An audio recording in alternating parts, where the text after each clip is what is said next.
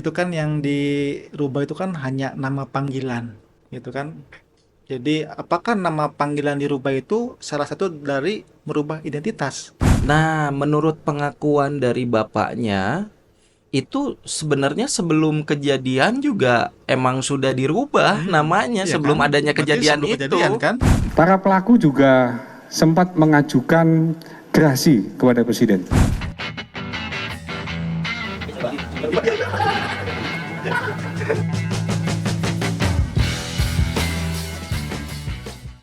Assalamualaikum warahmatullahi wabarakatuh. Waalaikumsalam warahmatullahi wabarakatuh. Ketemu lagi, kita akan membahas terkait dengan kasus Vina dan Eki. Jadi kita akan coba membahas terkait dengan konferensi pers dari pihak kepolisian dari Ya, Mabes Polri itu yang diambil tanggal 19 Juni 2024 betul. yang disampaikan oleh Irjen Sandi Nugroho.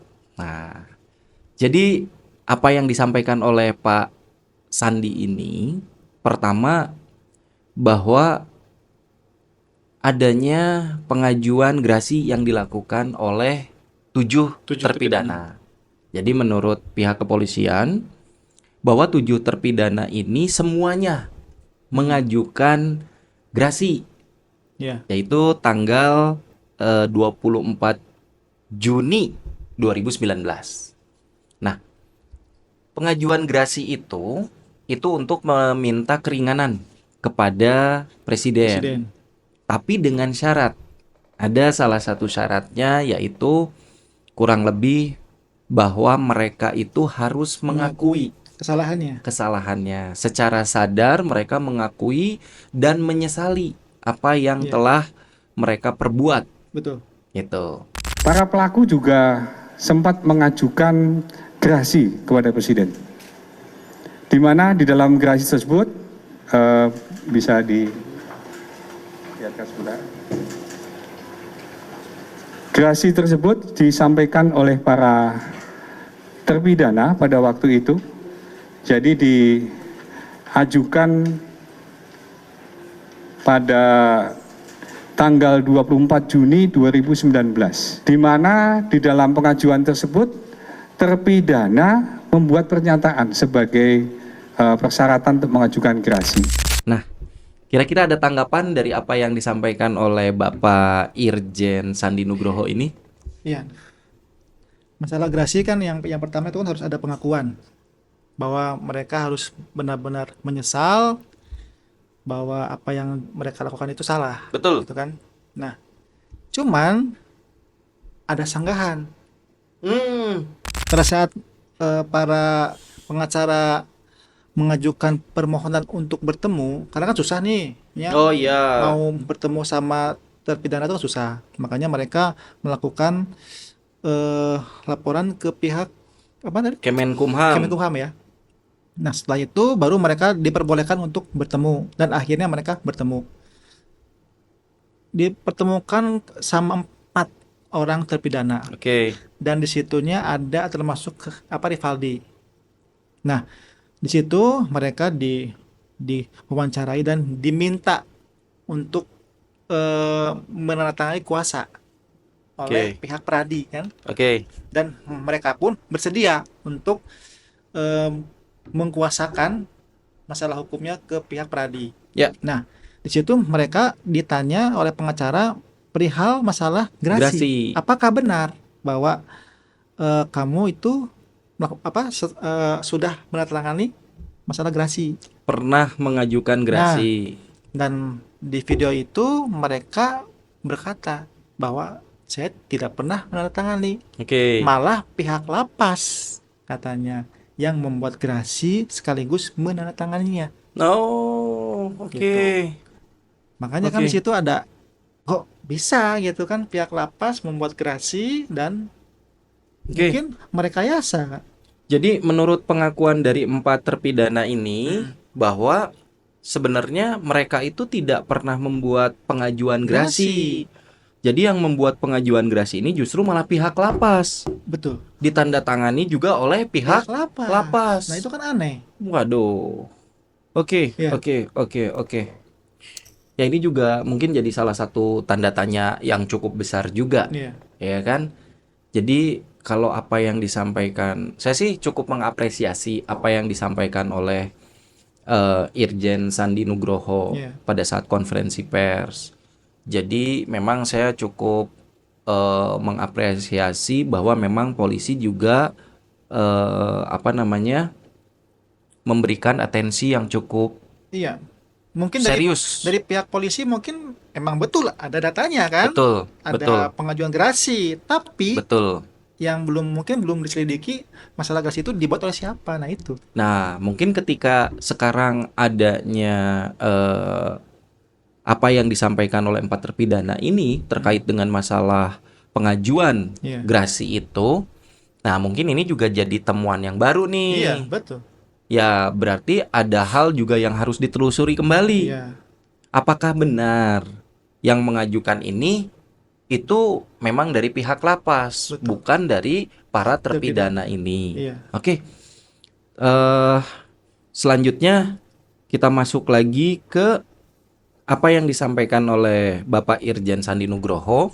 Jadi menurut Bapak Irjen Sandi Nugroho itu bahwa polisi itu memiliki keyakinan bahwa Peggy Setiawan yang saat ini sedang ditahan Iya. itu memang pelakunya. Karena pihak kepolisian itu dengan sangat berhati-hati untuk menetapkan seseorang menjadi tersangka. Itu mereka memiliki bukti-bukti yang cukup kuat. Iya. Bahkan untuk berkasnya pun sudah masuk ke kejaksaan. Betul. Nah, sekarang sedang dipelajari oleh jaksa penuntut umum. Siang malam melaksanakan kegiatan penyidikan secara profesional, prosedural, dan proporsional. Insya Allah besok pagi kasusnya akan dilimpahkan ke kejaksaan. Jadi berkas sudah lengkap, dilaksanakan penyidikan, dan besok akan dilimpahkan ke kejaksaan. Nah, apa yang disampaikan oleh Bapak Irjen Sandi Nugroho di konferensi persnya itu, jadi salah satu mungkin salah satu bukti yang dimiliki oleh pihak kepolisian ataupun apa yang menjadi keyakinan dari pihak kepolisian bahwa Peggy Setiawan ini adalah pelaku itu berdasarkan foto yang didapat oleh polisi pada saat menggeledah rumahnya Peggy Setiawan, lalu diperlihatkan kepada 8 terpidana yang lain. Dan 8 terpidana itu menyampaikan bahwa iya, itulah Peggy Setiawan yang merupakan salah satu pelaku. Yang kedua, itu adanya perubahan Identitas. nama panggilan Nama mungkin panggilan ya. ya. Karena kalau identitas tuh biasanya kita kan cenderung lebih ke KTP, Nama di KTP, SIM nama di gitu KK, kan ya, gitu kan. kakak, kartu Iya. keluarga gitu. Nah, perubahan nama panggilan yang dilakukan oleh orang tua dari Peggy Setiawan ini yang mengganti nama Peggy ini menjadi Robi. Jadi Nama ada panggilan. indikasi Iya. karena menurut pihak polisi kenapa harus diganti? Ya kita berpikir secara logika saja. Nah, saya kurang lebih menyampaikan Betul. apa yang disampaikan oleh Iya. Pak Sandi itu. Ya kita berpikir secara logika saja. Kenapa harus mengganti nama? Berarti ada indikasi bahwa Peggy Setiawan itu ataupun bapaknya sedang menyembunyikan identitas aslinya. Iya. Nah, gimana tanggapannya terkait masalah itu? Iya, ya kadang saya juga suka pengen ketawa gitu. Itu kan yang dirubah itu kan hanya nama panggilan, gitu kan. Jadi apakah nama panggilan dirubah itu salah satu dari merubah identitas? Saya juga Oke. masih bingung gitu ya masalah itu ya. Sedangkan kan kadang-kadang saya sendiri juga kadang suka dipanggil di rumah dengan nama panggilan A. Mungkin di teman-teman saya waktu kumpul di waktu kuliah mungkin B. Ya. Mungkin teman-teman saya waktu di SMA mungkin C. Itu kan beda-beda kan nama Betul. panggilan kan? Betul. Kayak gitu. Nah, apakah itu disebut saya merubah identitas atau bukan? Ya. Kayak gitu kan? Karena kan sebenarnya nama aslinya masih tetap Iya. Peggy Setiawan. Peggy Setiawan. Ya kan? Nama di KTP-nya. Iya. Betul. Terus agak ya apa yang disampaikan juga kan bahwa polisi itu agak kesulitan Iya. karena si Peggy Setiawan ini mengganti namanya, Itu diganti nama nama itu panggilannya. sebelum kejadian Vina apa sesudah? Nah, menurut pengakuan dari bapaknya, itu sebenarnya sebelum kejadian juga emang sudah dirubah namanya Iya sebelum kan? adanya Berarti kejadian sebelum kejadian itu, kan? gitu. Biasanya kan kalau merubah apa namanya nama lanian ya, kalau misalnya emang dia takut atau bersembunyi kan mungkin setelah, Iya, gitu kan? betul, betul. Ya, dan yang sudah jelas yang merubah identitas itu kan bapaknya, Ya, dan itu juga dilakukan sebelum kejadian kan, ya. jauh-jauh hari mungkin ya. Terlepas ada motif apa nih bapaknya merubah Nah itu kan yang saya tahu kan motifnya motif masalah biar nggak ketahuan katanya. menikah kan, Iya, masalah pengen kawin lagi kan, iya, itu kan motif kan. iya. Nah itu, Ya, tapi kan memang ini ya ada dua dua sisi. iya Dua sisi dari pihak kepolisian maupun dari sisi orang tuanya Peggy betul Setiawan. Nah, betul. mungkin itu yang nanti akan diuji di persidangan, Iya, bro. iya itu. Nah, ini perihal foto. Nah, Oke, itu kan foto didapat waktu tahun 2016 ya. betul. Ya, jadi mungkin polisi sudah tahu bahwa foto Peggy yang PS alias Peron itu kan itu, ya Betul. kan? Nah, yang jadi pertanyaan kenapa pada saat Polda Jabar mengumumkan 3 DPO, Ya, PS alias Peron, Dani dan Andi, kenapa tidak dimunculkan foto langsung? Karena kan sudah tahu kan fotonya Peggy itu ini. Iya. PS itu kan betul. tampilkan fotonya dengan ciri-cirinya ini Betul. kan. Betul. Sedangkan yang waktu di DPO yang dirilis sama Polda Jabar kan rambutnya Keriting. keriting, hitam gitu, Ya, dan ada alamatnya pun tindik. beda Ya, sama yang Peggy sekarang yang betul. ditangkap kan. Betul. Ya kan? Dan kalau misalnya ini pembunuhan yang sangat keji, Ya, nyari Peggy yang seorang kuli bangunan selama 8 tahun kok susahnya minta ampun. Iya. Kenapa baru ke tahun sekarang? Sedangkan mereka pada saat tahun 2016 kan sudah tahu fotonya seperti ini, dan ibunya pun bilang bahwa Peggy ada di Bandung. betul. Dari awal itu pihak keluarga tidak menyembunyikan, Iya, disampaikan sedang kerja di betul. Bandung. Dan kata RT setempat bahwa Peggy pada saat Lebaran itu sering pulang. Sering pulang juga. Iya, kalau misalnya Peggy itu benar-benar jadi DPO yang dicari, pembunuhannya sangat kejam, pasti kan bakal ditunggu ya pada saat Lebaran mungkin ya, Iya. sesama Intel mungkin ya. Ya.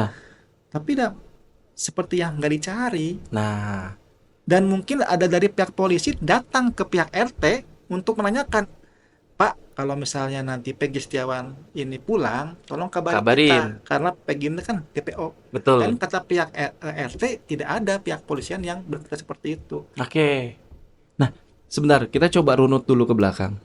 Berarti di tahun 2016 itu sebenarnya Peggy alias Perong Mm-mm. itu kan menjadi DPO. Iya. Lalu si fotonya itu diambil nih dari rumahnya. Betul. Lalu disampaikan ke 8 terpidana yang lain. Iya. Ya kan, menurut keterangan Pak Sandi kan seperti itu ya. Dan dari 8 terpidana itu menyampaikan bahwa iya, itu pelakunya. Iya. Artinya, kalau sebelumnya pada saat konferensi pers Pak Irjen Sandi menyampaikan bahwa betul nggak foto Peggy ini adalah sebagai pelaku, justru pernyataan Saka Tatal dia diperlihatkan foto-foto yang lain sebenarnya, bukan foto yang itu. Iya. Oke. Ya, ini kan kita diminta juga oleh Pak Sandi untuk terus mengawal kasus ini. Ketika kita bisa menemukan informasi-informasi juga kan kita diminta untuk memberikan informasi itu Betul. kepada pihak kepolisian. Betul. Balik lagi, kalau seandainya Bapak Sandi meminta kita untuk menggunakan logika, apa yang sedang kita diskusikan itu diskusi terkait dengan logika Iya. untuk kasus ini. Iya. Dan kalau menurut saya sih ada beberapa yang tidak masuk logika gitu. Tapi saya yakin kalau polisi juga memiliki keinginan untuk membuka kasus ini. Iya. ya kita juga pegang janjinya Pak Sandi supaya tidak ada tersangka yang ditutupi, Iya, tidak ada motif-motif lain yang ditutupi, iya, betul. supaya kasus ini juga terbuka secara terang benderang.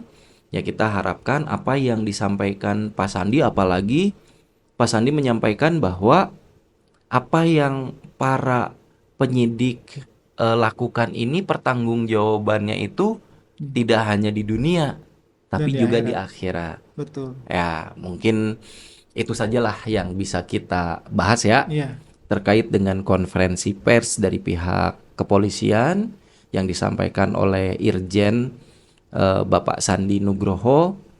Mudah-mudahan logika kita sedang diuji, logika kita juga sedang digunakan untuk melihat fakta-fakta yang terjadi Iya. terkait dengan kasus ini. logika netizen juga kan, Betul. semuanya.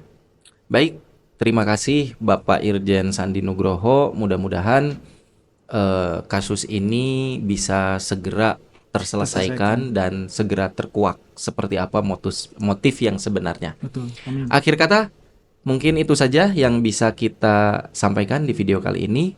Tunggu kelanjutannya seperti apa keseruan dari kelanjutan kasus Vina dan Eki Cirebon ini. Assalamualaikum warahmatullahi wabarakatuh. Waalaikumsalam warahmatullahi wabarakatuh.